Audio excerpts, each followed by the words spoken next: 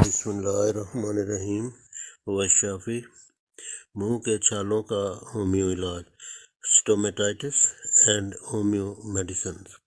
اس مرض میں بچوں یا بڑوں کے منہ میں چھالے نکل آتے ہیں۔ اکثر یہ مرض بچوں کو ہوتا ہے، تاہم بالغوں کو بھی ہو سکتا ہے۔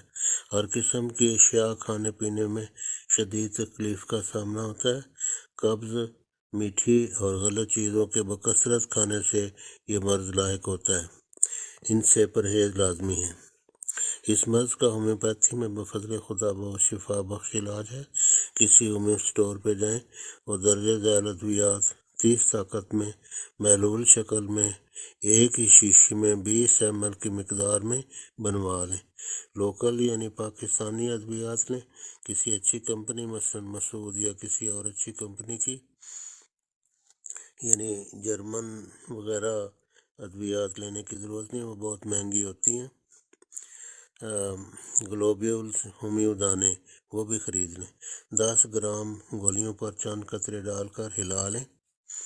5-7 دانے 1 چمچ پانی میں حل کر کے 3-4 بار دن میں پلائیں۔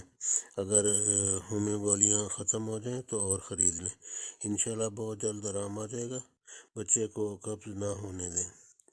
اور جس طرح کی چیزیں ہم نے کہا کہ غلط چیزیں کھانے سے یہ ہوتا ہے، تو ان سے بھی پرہیز لازم ہے۔ ادویات یہ ہیں: نمبر 1 بوریکس، نمبر 2 مرکسال، number 3 nux vomica, number 4 sulphur, number 5 hepar sulphur. شیر خوار بچہ ہو تو کسٹریل و شربت بنفشہ ہم وزن 1 کپ میں ملا کر رکھیں اور سوتے وقت آدھی انگلی سے 1 انگلی روزانہ حسب ضرورت چسا دیا کریں۔ یعنی بچے کو قبض ہو تو دیا کریں اور دیتے رہیں۔ قبض کا ازالہ ہو جائے، قبض ٹھیک ہو جائے تو بے شک بند کر دیں یا کچھ دن کا وقفہ کر لیں۔ انشاءاللہ اکثر امراض سے بچہ محفوظ و مامون رہے گا۔